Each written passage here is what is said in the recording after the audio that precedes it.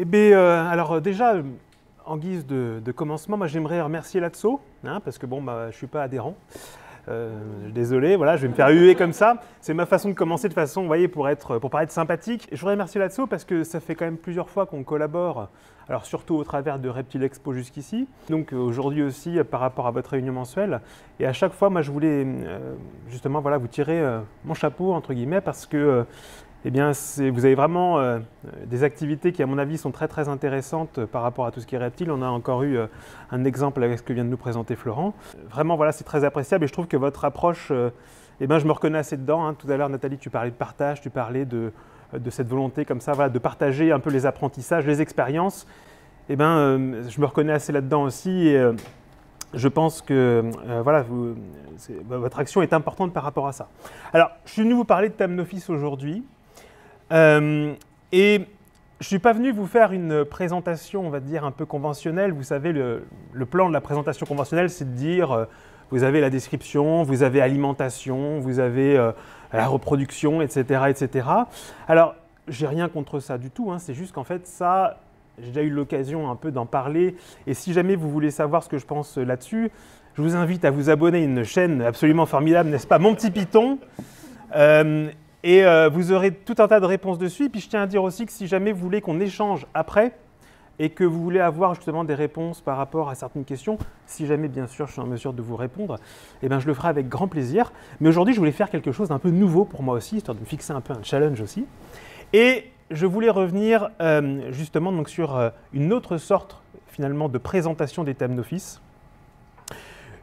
et qui à mon avis va quand même vous permettre pour peu importe les espèces en fait, que vous avez, de vous apporter quelques informations aussi. Alors, j'ai commencé par ce qui m'a donné en fait cette idée-là, c'est une phrase, alors je suis désolé, elle est en anglais, avant que je me fasse assassiner, voilà. Alors je vais traduire. Alors cette phrase-là, c'est une phrase qui a été prononcée par quelqu'un qui est quand même pas n'importe qui. Je vous ai mis alors en bas, ça se voit moyennement, mais c'est en gros quelqu'un qui s'appelle Alexander Ruthven, c'est un herpétologue américain qui en 1908 publie sa thèse, et sa thèse c'est toujours un des ouvrages de référence sur les Thamnophis. Et au tout début de sa thèse, la première phrase qu'il met avant même l'introduction, c'est donc ce qu'il veut que tout le monde, dès qu'il ouvre le livre, puisse voir. Eh bien, c'est la phrase qui dit la chose suivante, je traduis directement, comme ça je ne risque pas de me faire casser la figure à la sortie. Ce genre est longtemps apparu et longtemps resté dans l'esprit des herpétologues comme un synonyme de chaos. Alors, quel est ce chaos dont on parle, d'accord, par rapport à ce genre des Thamnophis? Et en plus, donc, c'est quand même quelqu'un qui sait de quoi il parle, hein. C'est un scientifique qui dit ça. Eh bien, effectivement, on peut lui donner raison parce que, comme vous pouvez le constater, c'est un genre, je vous ai mis, qui a beaucoup mué durant ces 250 dernières années. Tout ce que vous avez ici comme mention, ce sont tous les noms, en fait, de genres sous lesquels sont apparus dans la littérature les Thamnophis. Ça veut dire que quand, comme moi, vous vous intéressez aux genres et que vous cherchez des informations, vous avez qu'à voir, vous pouvez vous accrocher, parce qu'en réalité, il faut être prêt un petit peu à tout. Hein. Alors, ces genres-là, du coup, ont beaucoup bougé. C'est également, évidemment, si jamais le genre comme ça est assez évolutif, c'est évidemment aussi le cas pour les espèces. Okay, je vous mets cette petite diapo. Le 26 juin 2024, on parle d'il y a moins d'un an, hein, vous avez la Société herpétologique autrichienne qui a publié un article, et qui a publié d'ailleurs une étude scientifique révélant l'existence d'une nouvelle espèce de Thamnophis. C'est la 38e, d'accord, il y en avait déjà 37 existantes, en voici une de plus, Thamnophis ahumadae, comme vous voyez d'accord sur le côté, je ne sais pas si c'est très visible. C'est une espèce mexicaine, le Mexique regorge d'animaux encore inconnus, hein. À mon avis, c'est clairement pas la dernière qui va être amenée à être découverte. Et on a donc cette nouvelle espèce, encore une fois, qui arrive, et qui prouve bien que les espèces au sein du genre sont elles-mêmes en pleine évolution et qu'on est loin d'avoir tout compris par rapport aux Thamnophis. D'ailleurs, en parlant du genre et en parlant des espèces, je vous ai fait une petite fiche ici. Alors, vous avez, il faudrait que j'essaye de vous parler un peu des serpents que j'ai mis à l'image aussi. Là, vous avez un Thamnophis atratus, hein, d'accord, espèce californienne, verte avec une rayure jaune. Alors, vous voyez qu'il a dans sa gueule un triton. Hein. Je vous rappelle que les Thamnophis sont immunisés contre les toxines des urodèles et des amphibiens. ce qui est évidemment loin d'être le cas de tous les serpents. Et vous avez à droite un Thamnophis sirtalis consinus, une des espèces les plus colorées. Hein, d'accord. J'ai la chance d'avoir les deux à la maison. Et vous avez surtout ici donc la liste. Hein, donc je suis pas allé, j'ai pas comment dire, été chercher bien loin. Hein, Reptile Database, hein, Reptile Database. Donc la base de données des reptiles. Vous avez donc ici toute la liste des espèces qui sont mentionnées. Et alors, derrière cette apparence comme ça de choses bien rangées, vous voyez que justement on retrouve tout en haut d'autres toutes nouvelles espèces qui prouvent bien que ceci est encore une fois en constante évolution. Et alors on a l'impression encore une fois que tout ça est bien ordonné, bien organisé, etc. Alors en réalité, là aussi c'est un joyeux bazar et un joyeux chaos, puisque là je vous ai sorti ici, alors je suis désolé, c'est vraiment petit, hein, vous n'allez peut-être pas bien voir, ça c'est une espèce, Thamnophis sirtalis parmi les 38, hein.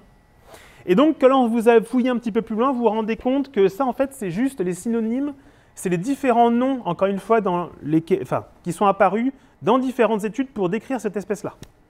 Ça veut dire qu'en gros, là, vous avez tout ça de noms potentiellement différents qui parlent à chaque fois de la même chose. Et donc, effectivement, se retrouver là-dedans, c'est un peu compliqué. Hein. Et encore une fois, je vous dis, c'est sûrement pas fini, on n'en est en réalité qu'au début. Ici, vous avez un Thamnophis marcianus marcianus. Hein, c'est une espèce que vous trouvez notamment en Amérique centrale. Et il y en avait au dernier Reptile Expo, sur le stand de Jurassic Nac. Il avait des Thamnophis marcianus à la vente. Alors, en voyant un petit peu tout ça, eh bien justement, aujourd'hui, c'est ça en fait que j'ai voulu faire.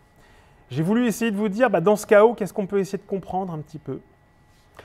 Et je me suis rappelé d'un proverbe que j'aime bien, qui est un proverbe qui n'est pas un proverbe de terrario à la base. C'est un proverbe africain qui dit la chose suivante. Lorsque tu ne sais pas où tu vas, regarde d'où tu viens. En effet, là, quand je vous présente tout ça, vous avez l'air de... Enfin, j'imagine que vous pensez, ça a l'air d'être un joyeux bazar, tout ça, c'est compliqué de s'y retrouver. Oui, c'est vrai, mais ça vaut le coup de se pencher dessus. Et donc, pour essayer de comprendre justement là où nous en sommes aujourd'hui, et ce qu'on peut peut-être attendre du futur, je vous ai dit qu'au Mexique, par exemple, il y avait sûrement encore plein de découvertes à faire pour essayer de bien voir où nous sommes et d'avoir une vision claire sur un futur potentiel. Essayons de regarder un peu en arrière pour avoir une bonne idée de la situation.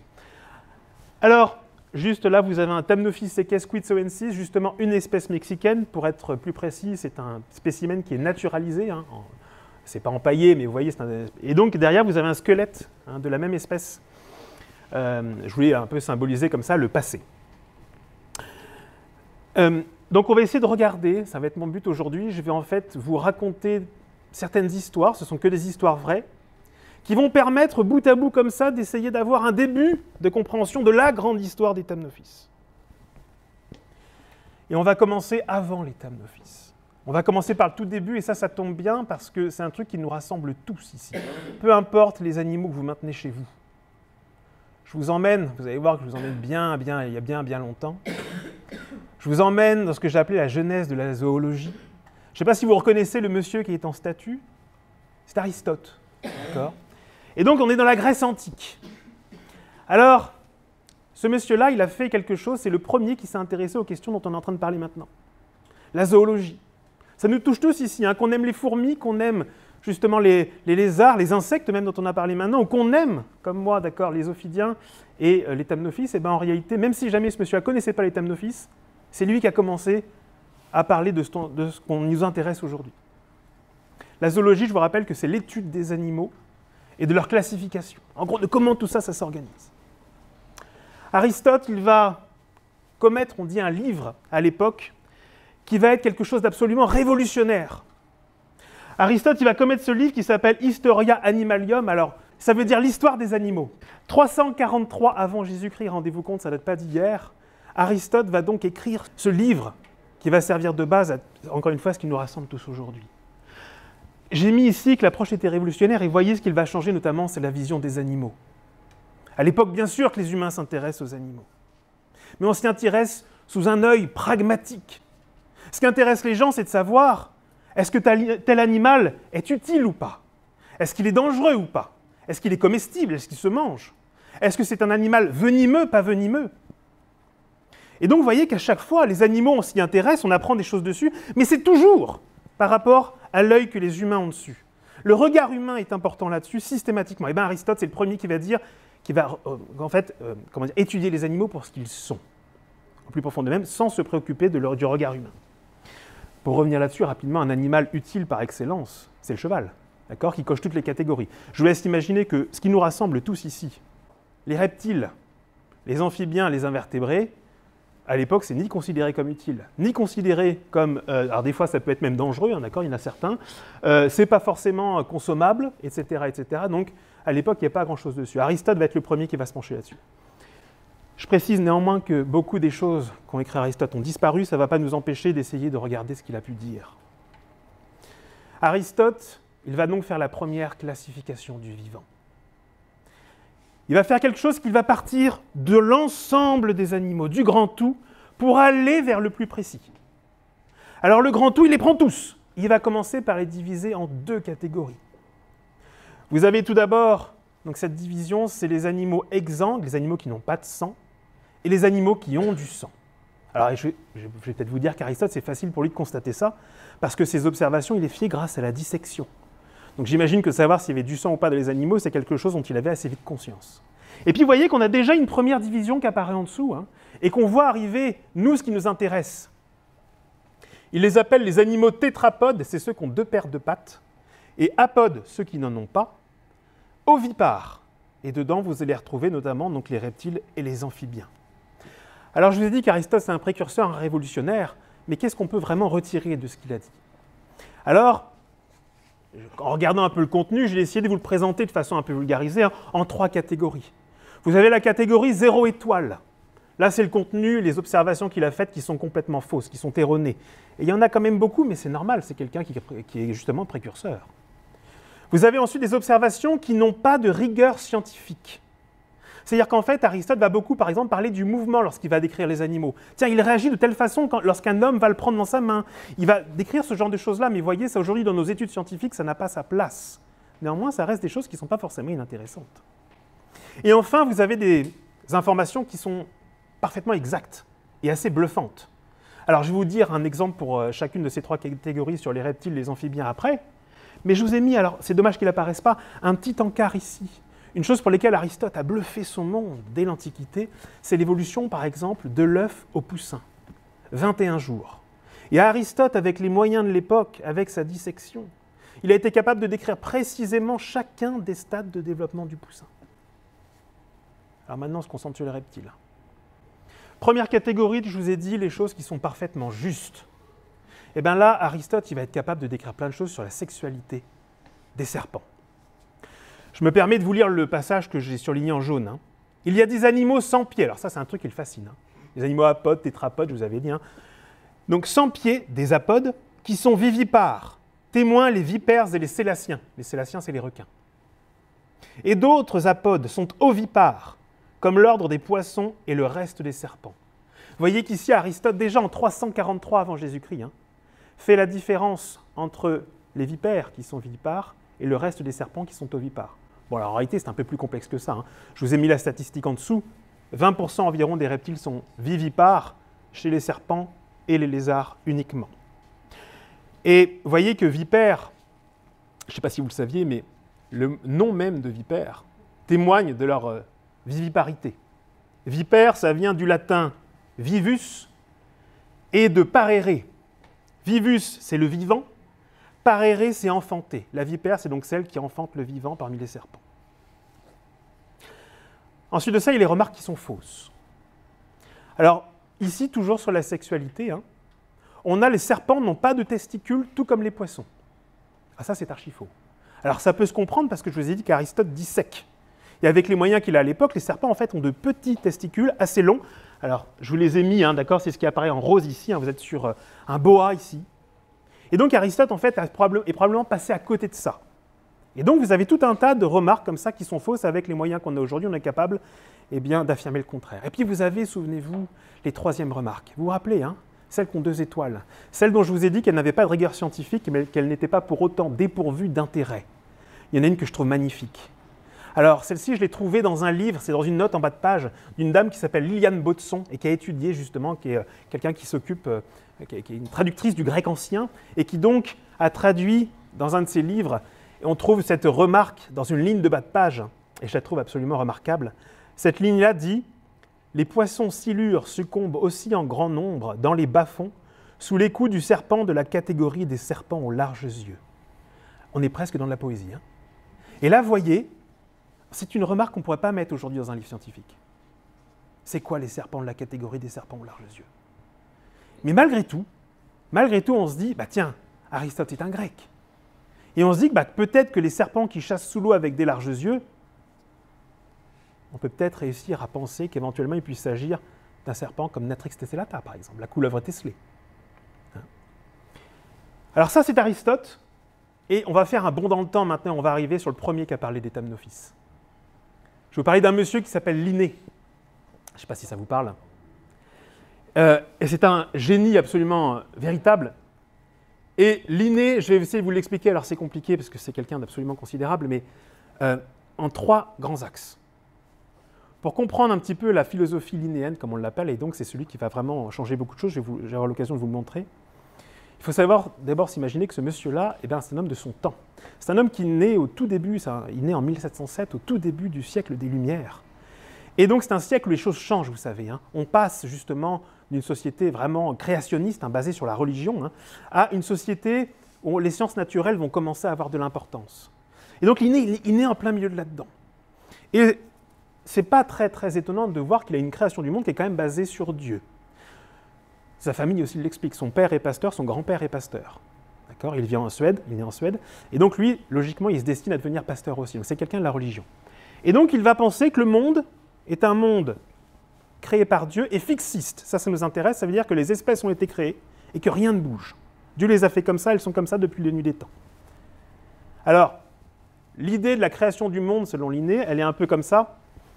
Et il dit à l'intérieur que la saine raison, c'est-à-dire que pour lui c'est quelque chose de scientifique, hein, c'est de penser justement qu'à l'origine, le monde c'était un paradis terrestre.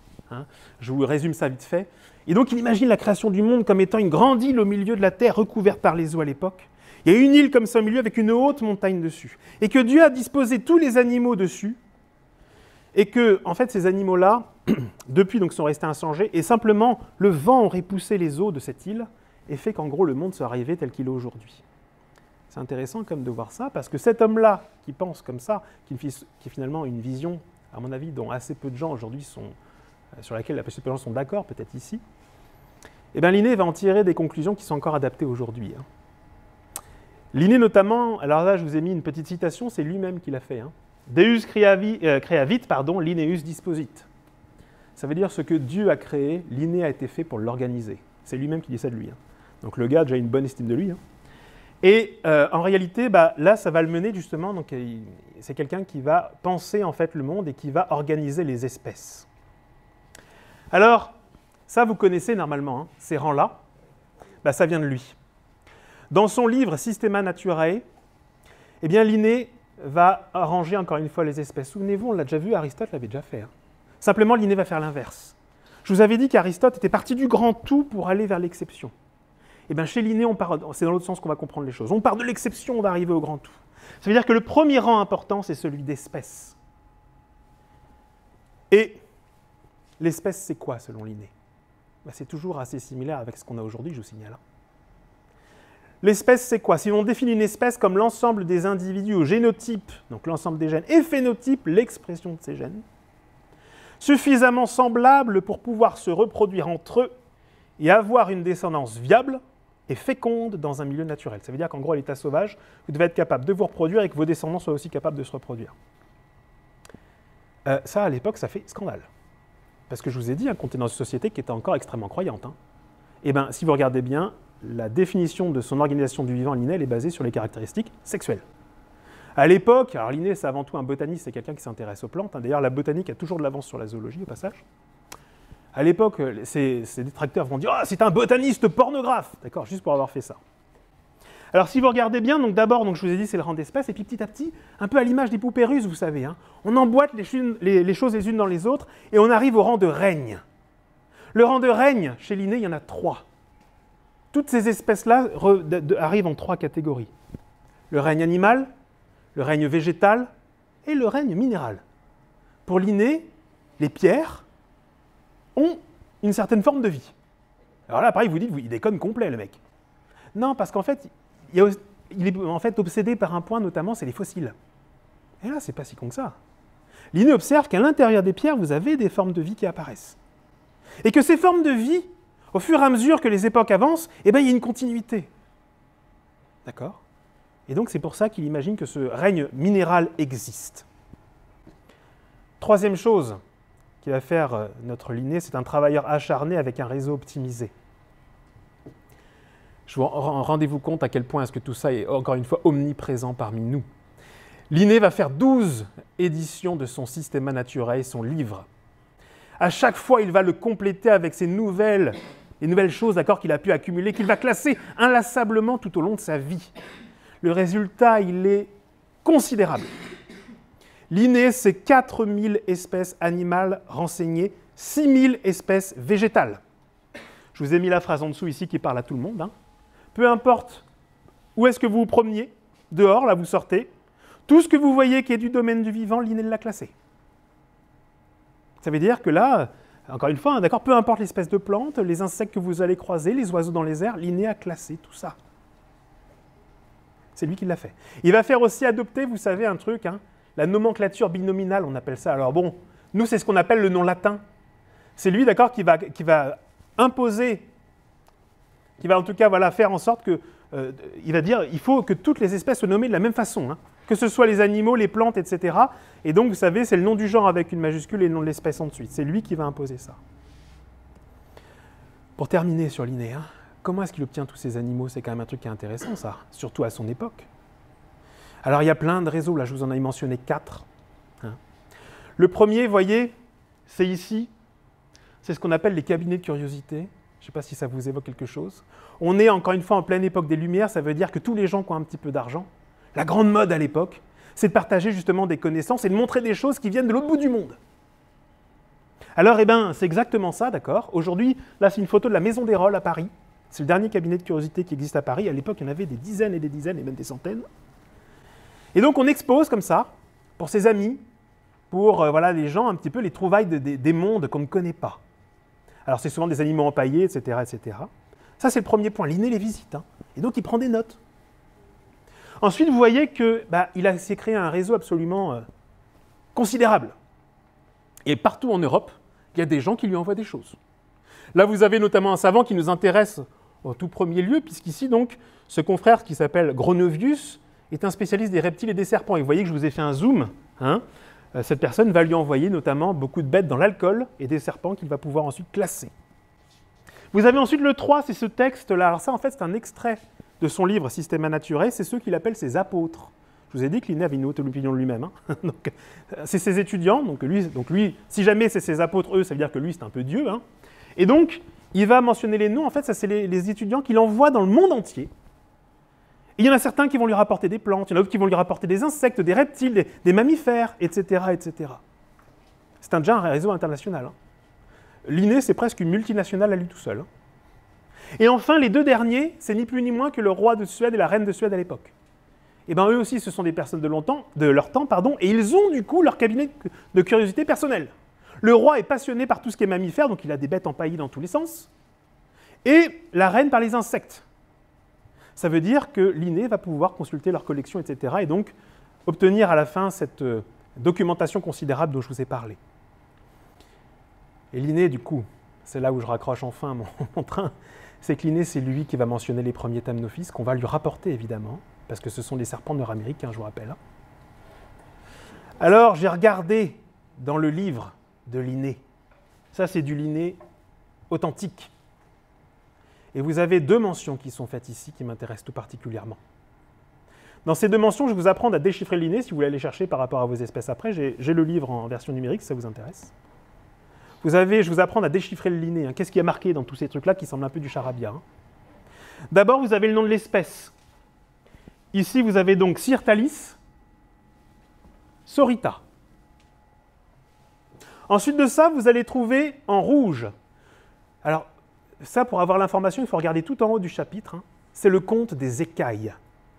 C'est une des rares informations véritablement scientifiques que Linné amène. Vous avez donc la petite mention qui est marquée au début avec scuta abdominalia et squamé subcaudales. Scuta abdominalia, ce sont les plaques abdominales. Vous savez, ce sont les grosses écailles que vous avez sur le ventre qui sont ici, d'accord, sur le ventre des Thamnophis. Linné les compte. Et squamé subcaudales, ce sont les écailles subcaudales, celles qui sont sous la queue. Alors vous savez que chez les Thamnophis, vous avez, c'est pour ça d'ailleurs que les nombres sont assez importants dans les deux cas, parce que c'est vrai qu'on pourrait dire, tiens, c'est bizarre quand même, hein. Il y a l'écart finalement entre le nombre de plaques abdominales et d'écailles subcaudales n'est pas si énorme que ça, alors que bah, évidemment la queue à partir de cloaque est bien plus petite que tout le reste du serpent. C'est juste que chez les Thamnophis, comme chez beaucoup de serpents, les écailles après la queue sont divisées en deux. Ça double donc le chiffre. Ensuite de ça, vous avez un C systématiquement qui est entouré ici, ça c'est le genre. C'est pour Colubert. C'est le genre, c'est à l'époque, Linné va décider d'appeler les Thamnophis comme ça. Après, vous avez un nom propre. Vous avez dans un cas Calme. Alors, Calme, c'est Père Calme, c'est un de ses apôtres dont je vous ai parlé, un de ses étudiants qui l'a envoyé partout dans le monde. Et lui, c'est celui qui va envoyer en Amérique du Nord, notamment, pour charger de lui collecter des reptiles. Ce n'est pas très étonnant que ce soit lui qui lui ramène un premier spécimen de Thamnophis. Et dans l'autre sens, là, ici, vous avez un certain Degarden. C'est marqué, alors, c'est resté pour longtemps pour moi un mystère, ce Degarden. Je n'arrivais pas à comprendre ce que c'était. Je me disais, tiens, ça va être le prénom, le D. Ou alors sinon, ça veut dire que Garden, c'est peut-être un parc zoologique. D'accord, je lui ai dit que les sources de Linné étaient nombreuses. Non, en fait, c'est docteur. Donc j'ai découvert ça, c'est le docteur Garden. C'est un Écossais qui est parti s'établir aux États-Unis et qui donc lui a envoyé un spécimen de Thamnophis soritus. Vous avez une mention jaune en dessous ici. Ça, c'est quand Linné a besoin d'une source en plus. Ici, en l'occurrence, il fait référence à un ouvrage d'un certain Mark Cadsby, qui est donc quelqu'un qui a fait des dessins en fait, des reptiles là-bas. Et donc Linné, bah, voyez, consulte toute la documentation. C'est un travail vraiment monumental qu'il a fait. Vous avez ensuite en violet, ça c'est l'endroit d'où viennent les spécimens. Alors ça n'a rien à voir avec l'endroit, nous vous savez aujourd'hui quand on parle d'habitat, hein, dans l'endroit d'où viennent les reptiles, on parle souvent, ou les insectes, bref peu importe, on parle souvent en fait de ce qui compose le milieu. Vous savez, on va dire, bah, tiens, c'est un truc un peu marécageux, c'est de la montagne, etc. Non, lui là, il ne connaît pas, il ne s'est jamais rendu là-bas. Donc ça veut dire qu'il va marquer purement et simplement l'indication géographique. Dans un cas, vous avez le Canada, dans l'autre cas, vous avez la Caroline, qui est un État évidemment des États-Unis. Et enfin, vous avez en dessous ici, en dernier, c'est une description. C'est les premières descriptions scientifiques des Thamnophis. Alors vous, ça ne vous fait rien, mais moi, quand je suis tombé là-dessus, j'étais intéressé. Et vous avez donc quelques mots comme ça en latin. Et en fait, c'est un truc purement physique, cette fois-ci. Dans un cas, alors j'ai traduit avec Google Trad, je ne sais pas s'il y a des latinistes par ici, ça pourrait m'intéresser. Alors ça donne ce que ça donne à Google Trad. Et dans un cas, donc, pour Sirtalis, il met 3 rubans bleus verdâtres sur un corps brun, finement strié. Et dans l'autre, pour Sorita, ça donne verdâtre dessus foncé avec 3 lignes verdâtres. N'empêche que quand on regarde les serpents qui correspondent, non, mais ça marche plutôt bien en fait. Hein. Dans un cas, vous avez 3 rubans bleus. Bon, est-ce que c'est vraiment bleu? Bleu verdâtre, sur un corps brun finement strié. Et dans l'autre cas, verdâtre dessus foncé, hein, avec 3 lignes verdâtres. C'est les premiers. Jaune verdâtre. Verdâtre, tu sais, ça ne veut pas dire non plus. Donc voici pour ce qui est de notre Linné. Alors là, pour l'instant, on est en Europe, vous voyez. Je vous emmène aux États-Unis. Je vous emmène pour chercher les serpents. Bah oui, parce que pour connaître un peu et pour comprendre un peu d'où tout ça vient, il faut savoir un petit peu qui les a trouvés et où. Je vous emmène dans une expédition qu'on appelle l'expédition de Lewis et Clark. Il y en a qui savent ce que c'est un peu l'expédition de Lewis et Clark ou pas? Personne? C'est une expédition qui a si je vous demande ça, c'est parce que c'est un rapport avec la France, en fait. Et donc c'est, alors je vous donne le petit contexte rapidement. En 1803, les États-Unis, c'est la partie en jaune que vous avez là simplement. C'est pas plus grand que ça. Et vous avez un grand territoire en rose ici qui s'appelle la Louisiane. La Louisiane du nom de Louis, d'accord? Donc c'est un territoire qui est français à l'époque. Et il se trouve que Napoléon, en 1803, va vendre ce territoire-là aux États-Unis. C'est-à-dire que s'il ne l'avait pas fait, en fait, ça se serait français. Hein. Tout l'espace en rose là. Hein. Alors, il va vendre ça aux États-Unis. Ça fait quand même 2 500 000 km². C'est un truc absolument considérable. Sauf qu'en fait, s'il le vend, c'est parce qu'il se dit qu'il n'a pas les moyens d'entretenir ça, parce qu'on ne sait quasiment rien de ce qu'il y a dessus. On sait qu'il y a des Indiens. Alors les Indiens, quand on vend le territoire, ils ne savent pas du tout, eux, qu'ils passent d'être français officiellement à américains. Bon, ils n'ont peut-être pas grand-chose à faire, mais vous direz. Et en fait, donc, le président qui fait ça, il s'appelle Jefferson aux États-Unis, c'est le 3e président américain. Et Jefferson, en fait, il fait ça, il a une idée en tête. Évidemment qu'il va agrandir son territoire, mais il se dit, vu que j'ai les États-Unis, que j'acquiers ce grand machin-là, il se dit, il y a peut-être un truc à faire extraordinaire. Ce serait de réussir à avoir cette partie blanche-là. Cette partie blanche, on ne sait pas encore exactement à qui est-ce qu'elle appartient, parce que c'est surtout des montagnes. Mais lui, ce qu'il se dit, c'est si jamais j'arrive à faire ça, je vais avoir un accès aux deux océans, Atlantique, Pacifique. Et donc, ça veut dire que, alors qu'il achète cette Louisiane, il va monter une expédition. Il va dire qu'il faut aller, du coup, découvrir ce qu'il y a là-dessus. Il va missionner son secrétaire, qui s'appelle donc Meriwether Lewis.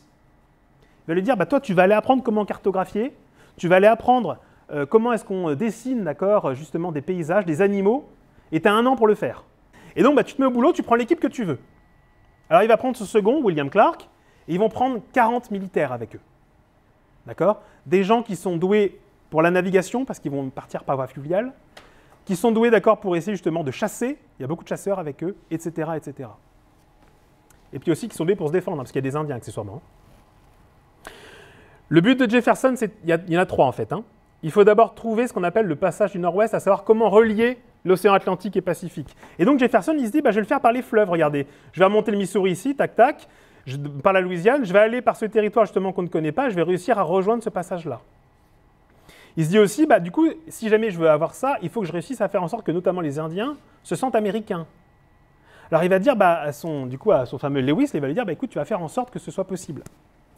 Et donc Lewis, il va faire un truc, c'est que à chaque fois qu'ils vont tomber sur une tribu indienne, ils vont rencontrer quand même un paquet, une quarantaine. Il va d'abord leur dire, j'ai une nouvelle formidable pour vous. Vous avez un grand-père qui vous aime beaucoup à Washington, qui s'appelle Thomas Jefferson. Les Indiens, un peu rien à faire. Je vais leur dire, j'ai une deuxième bonne nouvelle pour vous, c'est que je vous ai amené un cadeau. Le cadeau, c'est un drapeau des États-Unis. Tenez ça maintenant, c'est votre drapeau. Ok, très bien. Et la troisième nouvelle, elle est un peu moins bonne, c'est qu'il a acheté avant de partir le fusil le plus efficace à l'époque, qui tire le plus grand nombre de rafales à la minute qui existe. Il leur fait une démonstration, à chaque tribu. Et donc il leur dit, voilà, si vous n'êtes pas d'accord pour le grand-père et le drapeau, bon, ça serait quand même bien pour vous que vous soyez d'accord, quoi. Donc c'est ça qui va se faire. Donc ça va conforter les positions américaines. Et le troisième, c'est de collecter le maximum d'informations par rapport à la faune, la flore, les Indiens qui vont croiser. Et évidemment, c'est la partie qui nous intéresse. Alors, ici, je vous ai superposé 2 cartes, parce que moi, évidemment, quand je vois cette expédition, je vois l'intérêt aussi pour les Thamnophis. La première carte à gauche, c'est celle que je viens de vous expliquer. Et la deuxième carte à droite, c'est celle des sous-espèces de Thamnophis sirtalis.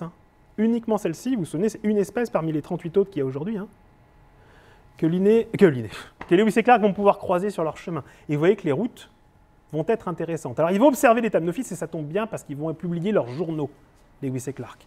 Et ça veut dire qu'on va avoir les premières impressions de ceux qui ont observé des serpents que personne n'avait jamais observés auparavant. 19 mars 1804, on est même avant le départ de l'expédition. Nous sommes à Camp-du-Bois, ici. Et on est, en fait, si vous regardez bien, à la frontière de la Louisiane, donc à la frontière du territoire inconnu. Et c'est l'endroit où on va rassembler tous les hommes pour les entraîner, pour les recruter d'abord et pour les entraîner ensuite, afin que l'expédition puisse avancer. Et là, il y a Lewis qui observe le tout premier serpent vu de l'expédition. Et ça tombe bien, c'est un Thamnophis. Il dit, en l'occurrence, alors je traduis directement, il dit que j'ai vu le tout premier serpent aujourd'hui, qui est de la sorte qu'on appelle généralement serpent jarretière. C'est le nom vernaculaire des Thamnophis, un des noms vernaculaires. Et là, vous voyez qu'on a beau avoir eu l'inné avant, lui, il les appelle comme ça. Alors, je vous ai mis 90% de chances que ce soit un Thamnophis sirtalis, en l'occurrence. Deuxième article, ils ont franchi, d'accord, là on est carrément donc, sur le côté pacifique. Ils sont arrivés au bout du trajet aller, et ils ont construit un fort, je vous rappelle que ce sont des militaires, ils ont construit un fort pour passer l'hiver, parce qu'il fait extrêmement froid là-bas, et que c'est une zone où il y a beaucoup de dangers. Et donc, il dit à ce moment-là, vous voyez ici, que les serpents qu'ils croisent sont très communs dans tout le pays. Ça veut dire que les Thamnophis, là, en fait, il en a croisé beaucoup. Ils sont trouvés en grand nombre dans les zones ouvertes, on imagine un peu les prairies, et dans les marécages et les marais.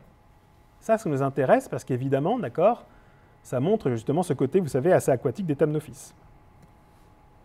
Ensuite de ça, là, on a la description la plus détaillée. Alors, je passe un peu parce que c'est la même que vous avez. Et j'aimerais que vous vous concentriez sur l'image. Ça, c'est un Thamnophis sirtalis concinus. un des plus beaux, encore une fois. Et donc, la description qu'on a dessus, c'est que ce serpent, ils disent, hein, sont comme ceux de la côte atlantique, ils ne sont pas venimeux. Ils ont 160 plaques abdominales et 71 écailles subcaudales. Il va dire ensuite que les mâchoires sous la tête sont d'un blanc un peu bleuté. C'est tout à fait ça. Et que le dos et les côtés sont d'un fond noir. Il va dire qu'il y a malgré tout une rayure jaune pâle qui parcourt comme ça tout le dos du serpent, de la fin de la queue jusqu'au bout de la fin de la tête jusqu'au bout de la queue. Il va dire que de chaque côté de cette rayure, il y a des petites taches qui sont d'un ton brique pâle, donc un rouge un peu pâle. Et il dit, en fait, il décrit même l'œil. D'accord ? Il va dire que l'œil, la pupille, est noire, avec juste un anneau blanc qui l'entoure, cette pupille noire, et que l'iris est un mélange de brun de jaunâtre un peu brun. Et vous voyez, alors là, bon, je suis désolé, la qualité de l'image n'est pas terrible, mais en réalité, vous avez la première description physique un peu précise, justement, de cette espèce-là.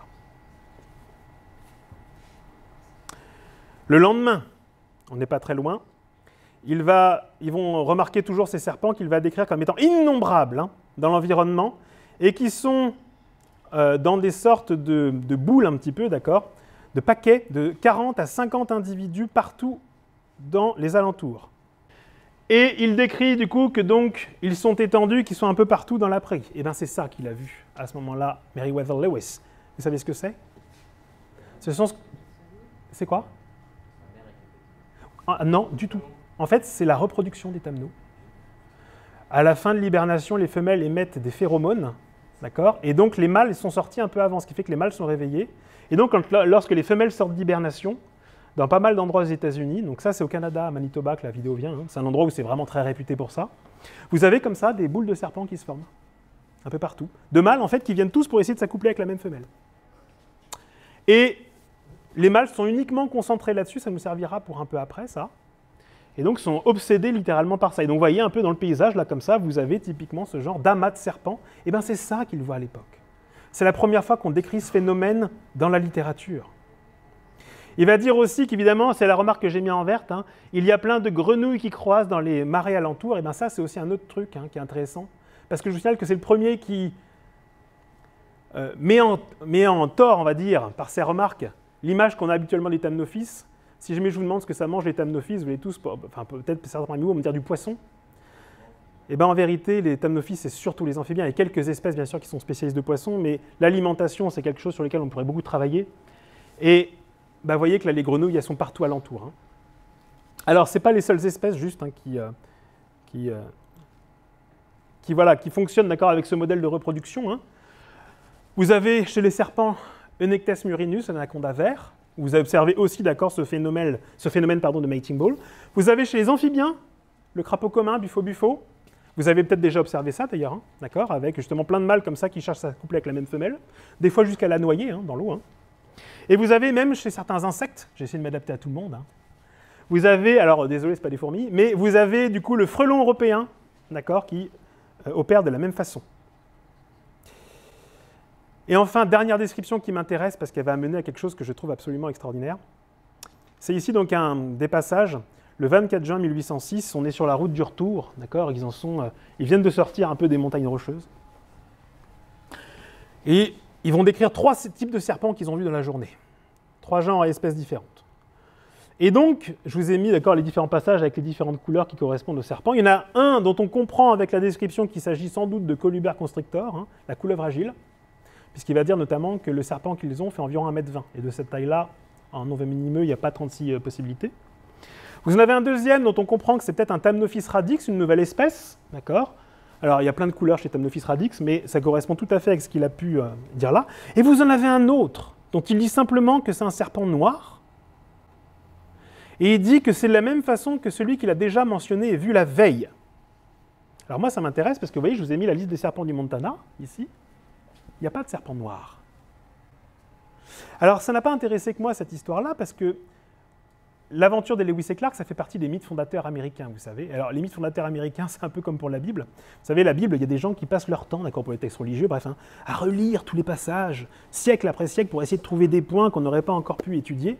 Ben, c'est la même chose avec ce genre de carnet d'expédition. Hein. Les Américains étant très patriotes, ils adorent comme ça essayer de comprendre un petit peu ce qui s'est passé durant cette expédition. Et donc, il y a des gens qui vont se dire, mais attends, mais c'est quoi ce serpent noir dont il parle? Alors, on va voir la mention qu'il a dit la veille. Hein. Il dit, donc la veille, il parle du même serpent, hein, souvenez-vous. Hein. Il dit, j'ai vu un serpent noir aujourd'hui, hein, environ 60 cm, qui était aussi, enfin, son ventre était noir ainsi que toutes les autres parties de son corps. Hein. Il avait 128 écailles abdominales et 63 sous la queue. Tiens donc, 60 cm, nombre d'écailles qui collent à peu près. Moi, ça me fait penser furieusement à Thamnophis. Hein. Alors, ça n'a pas été le cas des gens de l'époque. Puisque donc, en relisant ça, il y a des gens très haut placés. Hein. Et ça, c'est une leçon qu'il faut qu'on prenne tous. Hein. C'est que la science, vous voyez, ne croyez pas que je vous dis quelque chose de complotiste là. Hein. C'est juste que, des fois, la science se gourre. Hein. Et donc là, vous avez notamment un journaliste tout d'abord qui va relire ce texte-là, hein, ces journaux, qui va dire « Ah, je pense que je sais ce que c'est ». Et lui, il va émettre l'hypothèse que ça pourrait être une espèce d'hétérodon. Alors après ça, il y a un professeur d'histoire qui voit ce que cette personne-là a mis, qui se dit, si jamais quelqu'un de si haut placé pense que c'est un hétérodon, on va partir sur cette hypothèse-là. Et donc il dit, ça doit être un hétérodon, alors lui il va rajouter un truc, hein, un hétérodon nasicus. Bon, pourquoi pas? Et sauf qu'après, vous avez carrément un biologiste naturaliste un peu plus tard, donc quelqu'un qui est censé être un spécialiste, hein, qui va reprendre ça. Et en fait, vous allez voir après que ce mec-là n'a pas fait le boulot. Hein. Il va reprendre ça, et lui, il va dire, je vais rajouter mon petit truc à moi aussi, d'accord? Bon, vu que les deux autres de Grand Ponte, là, ont dit ça, bon, je pars sur l'hypothèse d'hétérodon nasicus, et je vais dire en plus que, alors, voyez, cette espèce a été décrite dans les tel texte et tel texte, etc., etc. Et donc, résultat, on pense que ce serpent qui a été décrit, c'est un hétérodon. Sauf qu'en fait, ça va nous amener à ce que j'appelle l'incroyable enquête, qui a été menée par une équipe d'amateurs complets, c'est même pas des passionnés de reptiles. Ce sont des gens qui sont des passionnés de Lewis et Clark, qui s'appellent Crimson Bluff Chapter. Ça veut dire en gros le groupement, si vous voulez, de passionnés justement de cette région de Crimson Bluff. Et alors vous voyez, je vous ai mis la photo, on n'est clairement pas sur des scientifiques, ce sont des gens qui font notamment des reconstitutions historiques. Alors ça cartonne aux États-Unis. Hein. Quand vous mettez le costard, etc. Boum. Et donc là, ils sont à l'endroit précisément où on a vu cette observation du fameux serpent noir. Alors, ces gens-là qui sont des gens du cru, ils lisent tout ce que ces grands noms, d'accord, ont dit. Et sauf qu'ils voient qu'il y a un problème. Parce qu'ils ont beau pas être spécialistes des serpents, vous savez, hein, même les gens qui ne connaissent pas les serpents, ils savent plus ou moins si jamais c'est un coin à vipère, si jamais c'est un coin tout ça. Et eux, ils se rendent compte qu'en fait, là, il n'y a pas d'hétérodon de nasicus à cet endroit-là. L'hétérodon, c'est quand même, nasicus, c'est quand même un serpent qui se reconnaît assez bien, vous voyez. Et donc ils se disent, mais c'est bizarre, on n'en voit jamais. Et donc ils étudient, ils se rendent compte que, en fait, effectivement, hein, il n'y a aucune observation officielle qui a été faite à cet endroit-là, et que celui qui a été fait le plus proche, c'est à 120 km, c'est une distance Bordeaux-Agen. Ils ont raison. Ils ont raison parce qu'en fait, quand on regarde avec des arguments concrets, je vous ai mis en vert la zone de distribution de l'hétérodon nasicus dans le Montana, d'accord, c'est l'État à côté de l'endroit ici où a été observé le fameux serpent noir. En vert, c'est l'endroit du coup où vous les trouvez, ces hétérodons nasicus, hein, dans cet endroit-là. Et vous voyez qu'il n'y en a pas du tout à l'endroit où le serpent noir a été observé. Ça s'explique quand on regarde, encore une fois, l'état des lieux d'un point de vue topographique, puisqu'en fait, ici vous avez, là vous avez des plaines, d'accord, l'endroit qu'adore hétérodon nasicus, et ici vous avez des zones beaucoup plus montagneuses, beaucoup plus forestières qu'il n'aime pas. Donc c'est tout à fait logique en fait qu'on soit avec cette conclusion-là. Alors si jamais ce n'est pas hétérodon nasicus, il se pose la question de ce que c'est. Eh bien, il y a deux possibilités. Ça risque d'être un Thamnophis, reste à savoir lequel, Thamnophis sirtalis ou Thamnophis elegans. Alors, ils vont mener leur enquête. La première chose qu'ils vont faire, c'est qu'ils vont se demander, est-ce qu'il y a quelqu'un qui a déjà mené cette enquête-là? Et ils vont se dire, ils vont trouver d'accord les traces d'un biologiste, pour le coup, qui avait déjà eu la même intuition qu'eux, hein, et qui avait proposé une récompense de 10 $. Il avait passé une petite annonce, d'accord, dans un journal local, il a proposé une récompense de 10 $ si quelqu'un lui capturait un serpent noir. Selon eux, ça n'a rien donné. Alors, en 1998, vous voyez que c'est très récent, cette fois-ci, le groupe dont on parle, de passionnés d'accord de Lewis et Clark, se met à la recherche de serpents mélaniques. En 2003, je vous ai dit que c'était des gens qui n'y connaissaient rien. Ça veut dire qu'au départ, en fait, ils ne savent pas chercher, donc ils ne trouvent pas. Ils mettent 5 ans à trouver 2 spécimens. Et là, c'est le début d'une grande aventure. parce qu'ils vont contacter un professeur de biologie de l'université locale, Grant O'Keefe, et ils vont lui dire, est-ce qu'il n'y a pas moyen de faire une collaboration pour déterminer un peu ce que sont que ces serpents. Le scientifique accepte, enfin le professeur, et donc ils vont faire comme ça un échange gagnant-gagnant. Moi j'aimerais bien qu'on ait des trucs un peu comme ça en France aussi, hein, sur des questions comme ça qui se posent. Et le professeur va leur donner des conseils, hein. Comment est-ce qu'on les collecte, comment est-ce qu'on les nourrit, comment est-ce qu'on les maintient. Et en échange, les gens comme ça qui capturent ces serpents, ces bénévoles qui cherchent à connaître le fin mot de l'histoire, ils font des interventions devant ces étudiants sur les serpents. Hein. Ils font de la prévention pour le grand public et ils relâchent les serpents, tous les serpents qu'ils capturent, et pour montrer comme ça aux gens, ils les relâchent avant l'hibernation. C'est du gagnant-gagnant en fait que vous avez là. Pendant ce temps-là, le professeur, il cherche, lui, des fonds. Parce qu'à partir de cette observation des amateurs, encore une fois, purs et durs, il va essayer de faire des conclusions scientifiques. Mais pour l'instant, il lui manque l'argent et le matériel humain, si j'ose dire. Ça change en 2007, presque 10 ans après qu'il se soit rendu compte, d'accord, que les serpents avaient mal été identifiés par les grands pontes. Au bout de 10 ans, le professeur a une bonne nouvelle, il a réussi à trouver un budget pour faire des études, et 2 étudiants qui vont se pencher sur la question, qui s'appellent James Van Leeuwen et Kevin Straub. Elle s'appelle Kevin, mais c'est une femme. À ce moment-là, on donne le go pour l'expérience. Et en 2007, du coup, ils demandent au groupe de trouver des serpents en nature. Alors cette fois-ci, ils ont 10 ans d'expérience derrière eux, vous voyez que ça va beaucoup plus vite. Et à la fin, du coup, de la période de collecte, ils ont ramassé 80 Thamnophis elegans, 20 Thamnophis sirtalis et 23 de ces fameux serpents mélaniques dont on ne sait pas encore ce que c'est, dont on présage que ce sont des Thamnophis. Et là, il y a de quoi faire une étude scientifique, vous voyez, qui part de rien, juste de passion en fait. Les résultats, ce sont ceux-ci. Le premier étudiant va faire des mesures, ce qu'on appelle morphométriques, je ne sais pas si ça vous parle. C'est qu'en gros, c'est tout ce qui est physique là. Alors, on va prendre 5 photos de chaque spécimen qu'on capture. Des photos évidemment bien pensées, d'accord, pour pouvoir les identifier. On va compter les écailles, on va faire des mesures, et on va couper une écaille sur chaque serpent, pour être sûr de ne pas recapturer les mêmes spécimens qu'avant. On va prélever 2 bouts, un tout petit bout, d'accord, de 2 mm au bout de la queue de chaque individu, ça servira à des études ADN qui vont arriver juste derrière.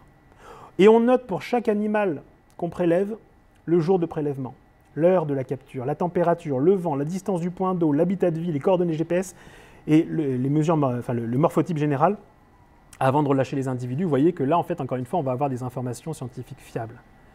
Les études de ça montrent que ce serpent capturé n'est certes pas évidemment un Heterononasicus, mais probablement un Thamnophis elegans mélanique, plus qu'un Thamnophis sirtalis. Il reste la confirmation ADN à avoir.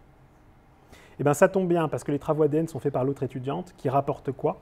Qui reprend, vous savez, ces 2 mm de bout de queue, là, qui ont été coupés, et qui dit qu'après ces résultats, qu'après les analyses ADN, on se rend compte que ça correspond, et que les séquences ADN des individus mélaniques correspondent bien à Thamnophis elegans, bien plus que Thamnophis sirtalis. Ça veut dire qu'on peut désormais dire, grâce à, encore une fois, à des amateurs complets, qui ont juste agi par logique, et ce serait bien, d'accord, qu'on arrive à des trucs comme ça, parce qu'il y aura des choses sûrement intéressantes à avoir. Eh bien, qu'un Townsend, là, comme ça, hein, c'est bel et bien un Thamnophis elegans qui a été capturé. Je vous ai mis des photos aujourd'hui de spécimens mélaniques.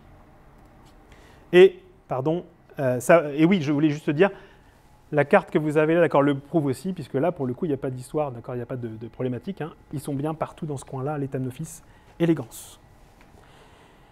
Je fais un tout petit point ensuite sur une question qui est quand même extrêmement importante, puisqu'on arrive, on est sur l'Amérique du Nord. Je vous ai parlé, d'accord, de choses scientifiques, je vous ai parlé de l'importance des colons, des études qui ont été faites. Hein. Je voulais m'intéresser quand même un peu aux Indiens, aux Amérindiens notamment. Parce que c'est eux, finalement, qui ont côtoyé les premiers, les Thamnophis.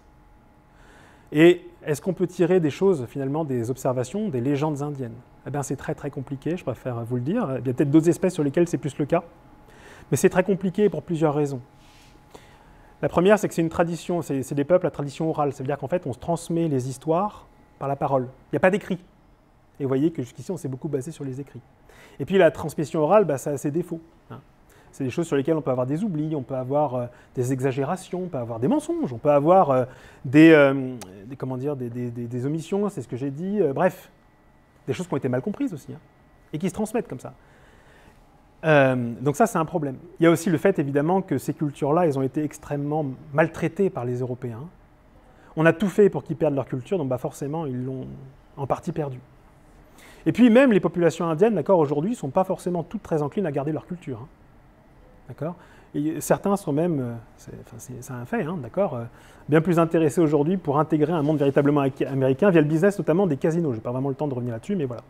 Il y a quand même des légendes sur les Thamnophis, il y en a deux qui ont retenu mon attention. Il y en a une première que j'aime moyennement, et pourtant elle parle vraiment de Thamnophis. J'aime moyennement parce que je vois un côté justement presque un peu retravaillé derrière. C'est la création du monde chez les Arapaos. Alors, les Arapaos, c'est une tribu que vous avez, alors on dit une nation aujourd'hui indienne, qui est, comme vous pouvez le voir, d'accord, ici, en rouge, là, hein, ça c'est leur territoire d'origine.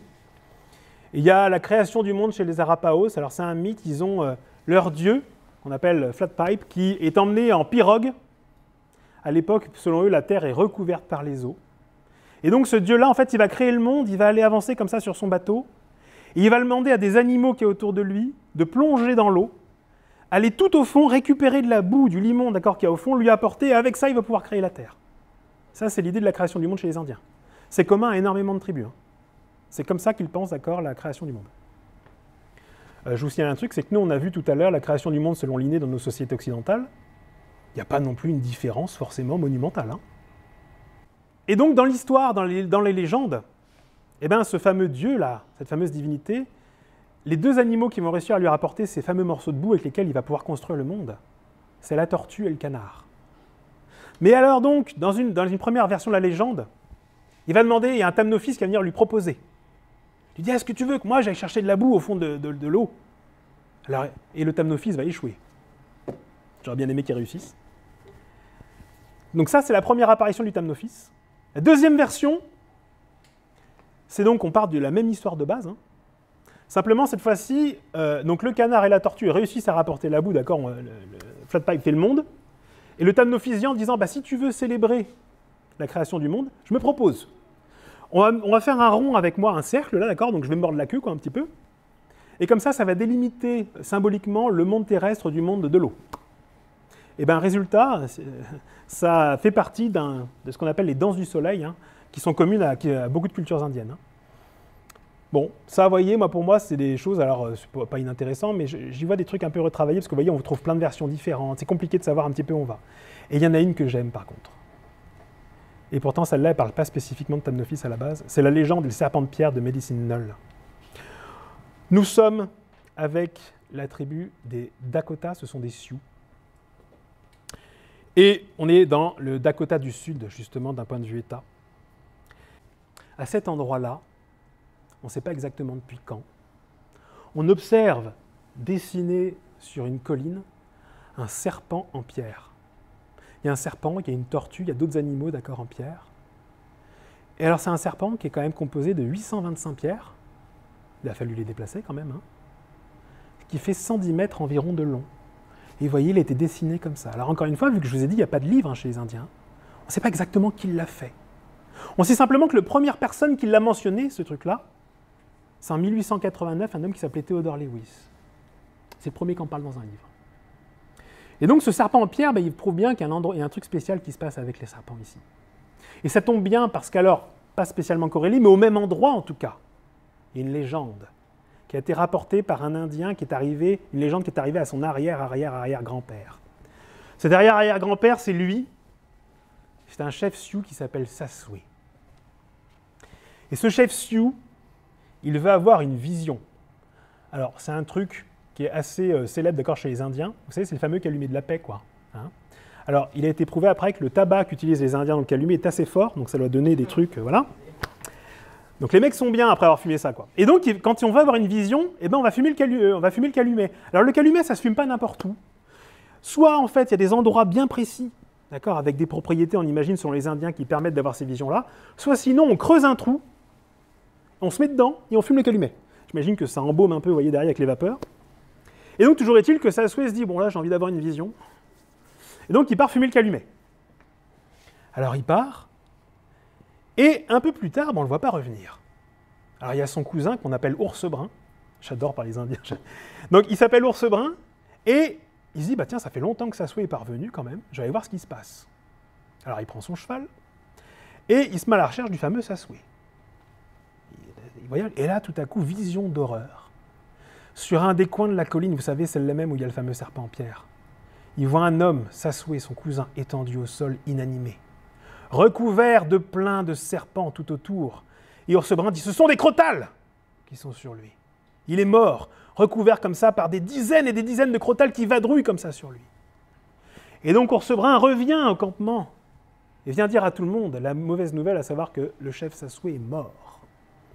Alors là, les gens commencent à devenir tristes, se disant c'est quand même terrible. Et on commence à préparer du coup des cérémonies funéraires, etc. Et sauf qu'à ce moment-là, qui réapparaît comme une fleur? Sassué. Salut les gars, comment ça va? Bon, voilà. Et donc là, ça donne lieu à une légende qui se transmet depuis, d'accord, la résurrection de Sassué des crotales. Alors moi, quand j'ai vu ça, je me dis, tiens, c'est intéressant quand même ce truc-là. Et je vous propose avec moi juste, il y a 3 questions à poser, qui à mon avis vont nous amener à trouver des Thamnophis derrière tout ça. La première des questions. La légende de Sassué est-elle basée sur des faits réels? Alors j'ai estimé, bon ça c'est moi, hein. Moi je dirais 70-30 pour dire oui. Pourquoi ça? Parce que ce fameux amas de serpents qu'on voit, ça s'explique, je vous l'ai montré tout à l'heure. Tout à l'heure, je vous ai montré les Thamnophis en reproduction, d'accord, qui sont tous en train de s'enrouler les uns vers les autres, ces fameux mating balls dont je vous ai parlé. Et je vous signale un truc, c'est que si vous avez regardé tout à l'heure l'image que je vous ai montrée, les images, la caméra les gêne absolument pas, ils sont complètement obsédés par le fait de se reproduire. C'est-à-dire que si vous avez un homme étendu là, ils peuvent monter dessus sans aucun souci. Donc c'est un phénomène qui peut s'expliquer d'un point de vue naturel. Ensuite de ça, il y a bien plein de serpents dans le coin, c'est une évidence. Il y a ce fameux serpent en pierre, d'accord, qu'on a construit là. C'est bien qu'il y a un truc avec les serpents à cet endroit-là. On imagine que ceux qui ont construit le serpent en pierre bien plus tôt, ils ont peut-être observé les mêmes choses.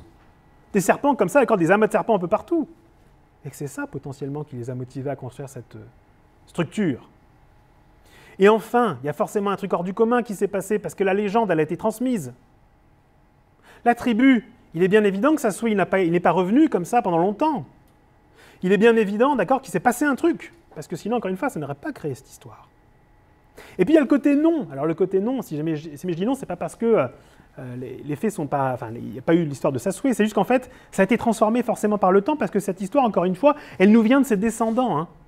Ce monsieur-là, qui a écrit un livre racontant l'histoire, et celui-ci, d'accord, qui est son fils, qui justement, ou c'est l'inverse, je ne sais plus, oui, non, c'est ça, qui donc justement, eh bien, reprend ça. Deuxième question, puisque du coup, la légende autour du serpent, il y a probablement un truc. Le serpent de la légende de Sassué, était-il vraiment un crotal? Ah là, par contre, beaucoup moins sûr. Alors, je vous ai mis 90-10, bon, c'est pour laisser la place au doute. J'ai envie d'y mettre 99-1. Première chose, le fait que ce soit des crotales, c'est une personne. C'est le fameux cousin, vous savez, Oursebrun, hein, qui a dit que c'était des crotales. Mais en vérité, il n'y a que lui qui les a vus. Deuxièmement, il y a comme une question qui se pose, c'est imaginons qu'ils soient vraiment recouverts par des crotales, pardon. Comment ça se fait qu'il s'en est sorti en se relevant là-dedans au milieu de tout ça, on imagine, sans aucun souci, indemne? Pourquoi pas, hein? Et ensuite de ça, comment trouver une explication crédible au comportement des crotales? Parce qu'autant chez les Thamnophis, ça existe, ça peut se comprendre, ces fameux amas de serpents. Autant chez les crotales, il y a un seul moment, éventuellement, ils peuvent être en groupe, c'est dans les hibernacles. Mais c'est loin, c'est souvent des fissures, d'accord, c'est des endroits hyper difficiles d'accès. Et sinon, la méthode de reproduction des crotales, c'est absolument pas la même, c'est des combats de mâles, hein, souvent, qu'il y a chez les crotales. Ils aiment le calumet, peut-être. Ils aiment quoi? Ils aiment le calumet. Sans doute. Ça, je pense que tout le monde aime bien le calumet. Hein, ça. Et puis, il y a surtout un truc qui est complètement... qui vient, comment dire, réduire l'hypothèse crotale quasiment à néant. Hein. Bah, c'est la science, hein, encore une fois, enfin les observations. Hein. C'est qu'il n'y a pas de crotale dans le coin, tout simplement. Vous êtes donc dans le Dakota du Sud, et je vous ai mis l'endroit où se trouve Medicine Knoll, ici. C'est l'endroit, d'accord, où il y a eu l'apparition. Le Dakota du Sud, c'est divisé en deux. Il y a le Missouri, qui est un énorme fleuve en plein milieu. Et ce Missouri-là, donc, l'État est divisé entre l'est de la rivière et l'ouest. Alors, à l'ouest de la rivière, on voit plein de crotales. Donc, il y a une seule espèce, d'accord, dans le Dakota du Sud, c'est Crotalus viridis, le crotal des prairies. Et voyez que, si jamais vous regardez, vous avez ici énormément d'observations. Et côté est, beaucoup moins, malgré tout, vous en avez quand même. Sauf que quand vous allez sur le site du Dakota du Sud qui parle des serpents, eh bien, il vous explique la présence des crotales. Ils disent, ah ben, en fait, c'est probablement, il n'y en a pas en fait dans l'état naturel, c'est probablement des gens qui les ont amenés là, d'accord, c'est des introductions en fait qu'il y a eu sur les observations. Il n'y en a pas en fait à l'état naturel. Et puis même, si jamais il y a des introductions, d'accord, c'est un ou deux. On ne va pas avoir des amas de serpents comme ça, d'accord, de crotales qui seront présents. Donc c'est pas un crotal. Alors c'est quoi? Et bien là, encore une fois, moi je me suis posé la question. Parce que moi j'avais un faisceau de présomption, vous voyez. Les faisceaux de preuves crédibilisant la tête du Thamnophis radix. L'amas de serpent, ça marche, on l'a déjà vu. Il y a ensuite une déclaration du fils de celui qui a écrit le livre, qui a relaté l'expérience. Il dit « Ah, j'ai accompagné un jour mon père sur place pour voir ce qu'avait vécu mon arrière-arrière-arrière-grand-père, le chef Sioux. » Et là, si je vous lis ce qui est marqué, il dit « Je me tenais derrière lui comme ça. Et je regardais, j'ai aperçu plusieurs Thamnophis un peu partout, hein, et je priais pour qu'on ne rencontre pas un serpent à sonnette, un crotal. » Et on voit ici en tout cas qu'il mentionne le fait qu'il a observé plusieurs Thamnophis. Ça veut dire qu'ils sont là, en nombre. Et ensuite de ça, il y a une parole aussi, c'est la personne qui possédait le terrain, qui le gérait, parce que c'est un terrain privé, et qui disait, j'ai trouvé ça dans ses écrits, disait « Quand j'étais jeune, le grand serpent en pierre, vous vous souvenez, là, le grand serpent qu'on a vu, hein, il avait une langue rouge. Les Indiens qui l'ont construit ont déplacé des pierres rouges pour lui faire une langue toute rouge. Pourquoi ils ont fait ça? Parce qu'elle était rouge, la langue des serpents qu'ils observaient. Vous n'allez pas vous embêter, d'accord, à créer comme ça une langue rouge chez les serpents. On déplace des pierres quand même, hein, d'accord, c'est un truc qui nécessite un peu d'effort. Si jamais vous faites la langue rouge, c'est que probablement elle l'est. Les crotales ont la langue grise, noire. Par contre, les Thamnophis radix ont la langue rouge. Donc je pense que dans cette légende-là, vous voyez, même si officiellement on n'a pas de Thamnophis, c'est bien un Thamnophis dont il est question. D'accord? J'arrive bientôt sur la fin. J'aimerais néanmoins on revient un petit peu dans le temps, d'accord, vous dire juste ici, vous parlez de 1843. C'est une date qui est importante parce que vous avez vu peut-être jusqu'ici qu'on a, en fait, peu importe les études qu'on a faites, on n'a quasiment pas prononcé le nom de Thamnophis.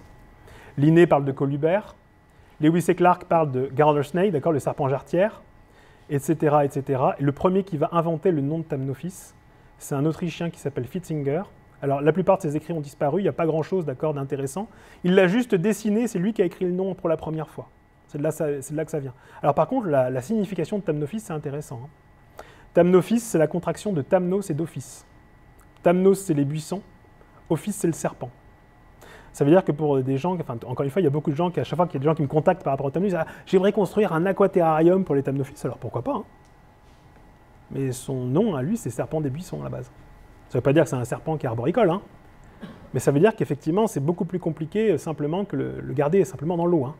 Ça, c'est la vision qui a été importée par la popularité des thamnos en terrario dans les années 90, à l'époque où la terriophilie était encore à ses débuts. C'est beaucoup plus complexe que ça, encore une fois, les Thamnophis. Et donc, vous voyez, celui qui a donné le nom, quand même, qui a fait référence depuis, il l'appelle serpent des buissons, hein. Une chose qui va aussi beaucoup jouer dans l'apprentissage sur les thamnos, et ça, c'est sur beaucoup de ceux aussi qui ont des animaux qui viennent des États-Unis, c'est la création de la Smithsonian Institution, qui est donc l'équivalent de notre muséum des histoires naturelles, hein, de l'histoire naturelle. Et donc là, à partir de ce moment-là, on va avoir beaucoup de financement. C'est-à-dire qu'à partir de 1846, vous allez avoir des études bien plus conséquentes. Vous allez avoir des hommes qui vont se pencher dessus, et vous en avez un notamment, alors il n'apparaît pas que chez les thamnos, hein, mais un que je vous conseille, qui a décrit en premier, d'accord, les serpents, qui s'appelle Robert Kennicott, et qui a un gamin, en fait, qui est quasiment pas allé à l'école parce qu'il était fragile de santé, et donc il fallait qu'il soit grand air. Alors son père lui a dit, écoute, je vais te faire de l'éducation, et son père étant passionné, d'accord, d'animaux, etc., il lui a appris l'observation. Ça lui a servi parce qu'après, il est devenu finalement l'un de ceux qui a le mieux observé et le mieux décrit les animaux au monde, tout le monde de ce côté-là. Une autre chose qui va être importante à prendre en considération après, c'est la ruée vers l'or aux États-Unis. 1848, ça veut dire qu'il y a un énorme déplacement de population et qu'il va falloir faire en sorte que des gens se déplacent justement aux États-Unis. Et ça va nous amener en fait tous ces éléments humains, vous voyez, hein, ça va nous amener au fait qu'on va apprendre beaucoup plus de choses sur les Thamnophis et qu'on va commencer à en savoir plus avec l'arrivée du rail. Puisqu'il y a énormément de gens qui se déplacent vers l'ouest, il faut les transporter, tous ces gens-là. Vous savez, hein, vous avez l'image des westerns avec les fameux convois de chariots, hein, beaucoup de gens qui en meurent. Et donc, on va créer une ligne de train, d'accord, pour justement emmener tous ces gens. Et c'est ça, en fait, qui va faire qu'on va découvrir les Thamnophis. Pourquoi? Eh bien, parce qu'il y a 5 itinéraires qui vont être étudiés. Et encore une fois, c'est l'armée qui va apporter plein de réponses. On va donc créer 5 routes, et on va demander, un peu comme pour l'expédition de Lewis et Clark, cette fois-ci grandeur bien plus massive. On va demander à des équipes de scientifiques entières, d'accord, avec énormément de monde, de tout dire par rapport au territoire qu'on connaît finalement assez peu pour faire passer le train. Et donc, là-dedans, il y a les thamnos qui vont être évidemment scrutés. Alors les 5 routes, les voici, celles qui sont étudiées, celles donc on va justement étudier un peu toute la faune, la géologie, la flore, les Indiens, etc., absolument tout, la météo et compagnie. Et vous voyez que ça couvre quand même une grande partie des États-Unis. Et résultat, eh bien, il y a des choses qui vont sortir, on va découvrir de plus en plus d'espèces. Et cette fois-ci, vous avez un autre nom qui apparaît, souvenez-vous, le genre avec plein de noms différents, là, voilà, on parle de Eutainia, ici. Ça, ce sont les Thamnophis. Vous avez d'ailleurs des planches à côté avec Thamnophis Syrtalis concinus et Thamnophis ordinoides.